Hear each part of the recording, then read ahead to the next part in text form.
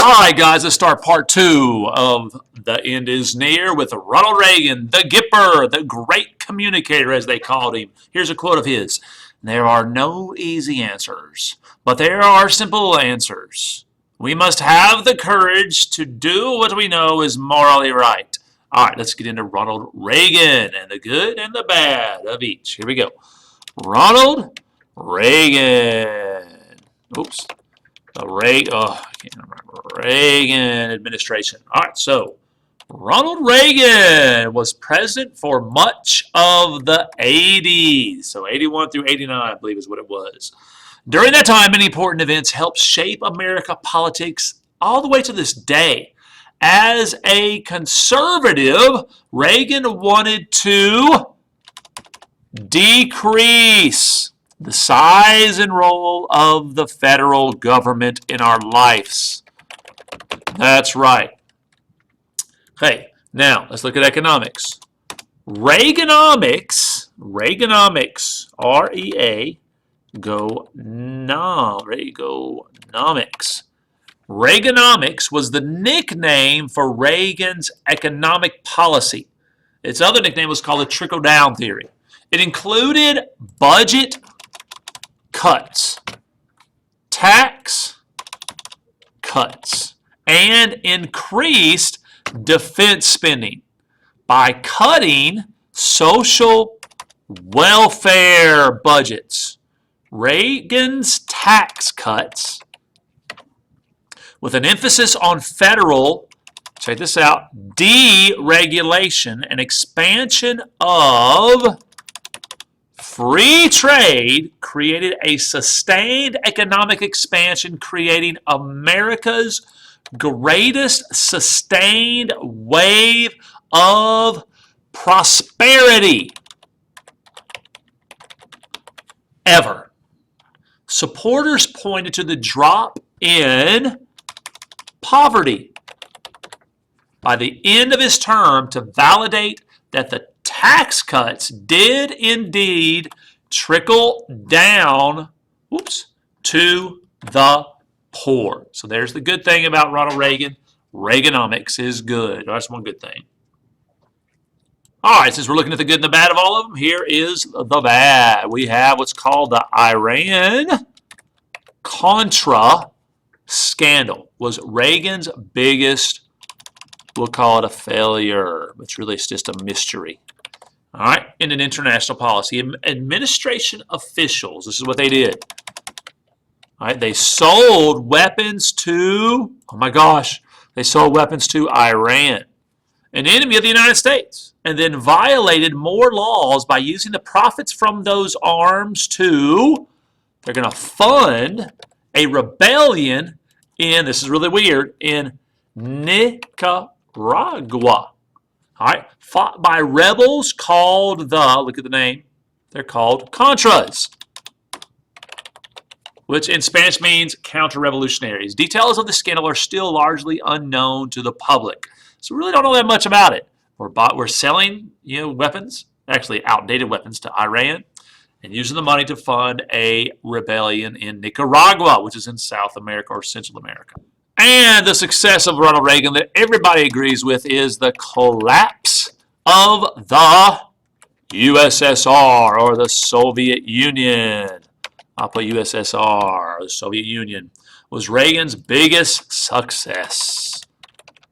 All right, in international policy, the Soviet Union's last leader set up policies allowing freedom of speech and of the press and of other reforms, putting the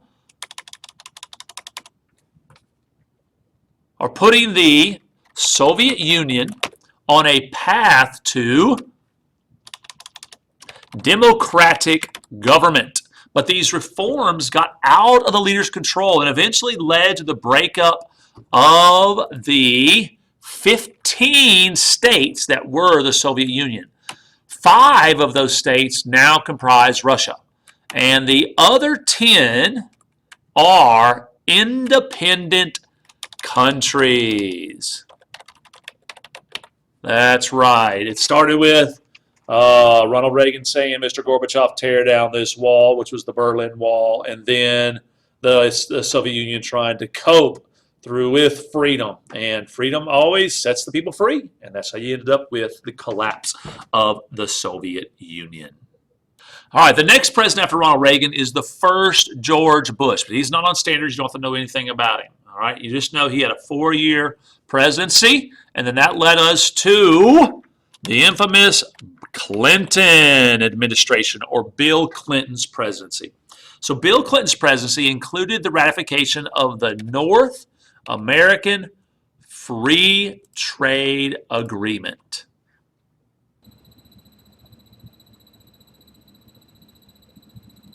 All right, NAFTA, as it became known, or more commonly known as, it brought Mexico into a free trade tariff, or a tariff-free trade zone already existing between the United States and Canada. All right, it's going to help Mexico out.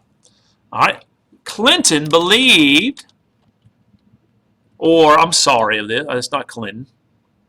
All right, opponents, not Clinton, opponents believed that NAFTA would send U.S., this is what a lot of people are worried about, jobs to Mexico. And they're right. Check out a lot of different vehicles, Ford and Chevrolet, built in Mexico.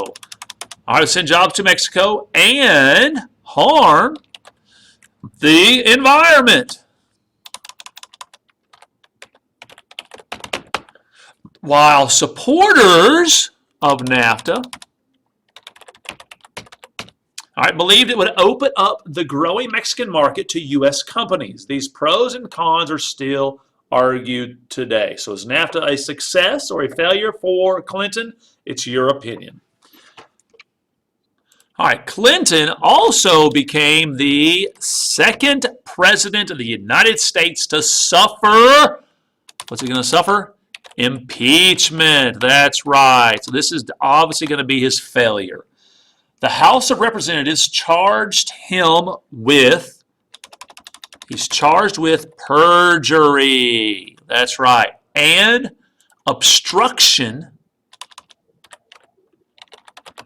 of justice. These are his crimes. The Monica Lewinsky scandal is tied up in here. The charges were based on accusations of improper use of money. Yeah, that gets the Monica Lewinsky kind of overwhelms this thing here. So improper use of money from a real estate deal and allegations that he had, here's the Monica Lewinsky deal, he lied under oath. All right, about an improper relationship with a White House intern. Clinton denied the charges and the Senate then acquitted him, because that means he's found innocent, allowing Clinton to remain in office and finish his term. So was Clinton kicked out of office? No, he was impeached, the second president to ever be impeached. The first one was the person who took over after Abraham Lincoln. Do you remember his name? His name was Andrew Johnson. All right, very good. There's Bill Clinton. All right, next is actually a crazy year for a presidential election. The 2000 election. You got to know this election. It's insane. It really helps you understand the voting process and why you need to go vote when you can.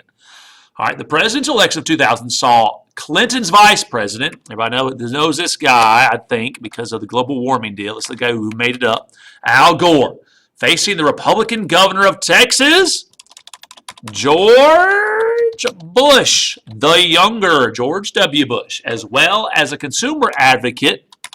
This is the guy who made it interesting, Ralph Nader, who ran as a third-party candidate. Polls showed the race would be very close. All right, and it turned out to be one of the closest in elections. Be one of the closest elections in all of American history. Now, you know who won the election. Who was it? It's George Bush. But check this out. Al Gore won. What? He wasn't president. You ever heard of a President Gore? There's never been one. But Al Gore won the national, check this out, the popular vote by over Oops, I spelled that wrong. Popular vote by over 500,000 of the 105 million votes cast. But when American voters cast ballots for presidents, you're not picking the president. The national popular vote has no legal significance. Rather, Americans are voting for the members of the electoral college. That's right, representing each candidate. Each state is assigned electors in equal number to its total amount of U.S. representatives and senators. Georgia had 13 electors in 2000, 11 representatives, and 2 senators. In the 2000 election, Bush won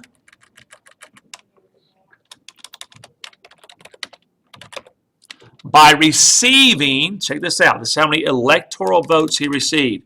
271 votes in the Electoral College to Al Gore's 266. They had recount after recount. Florida was the big place. Ask me more about it. It's quite amazing.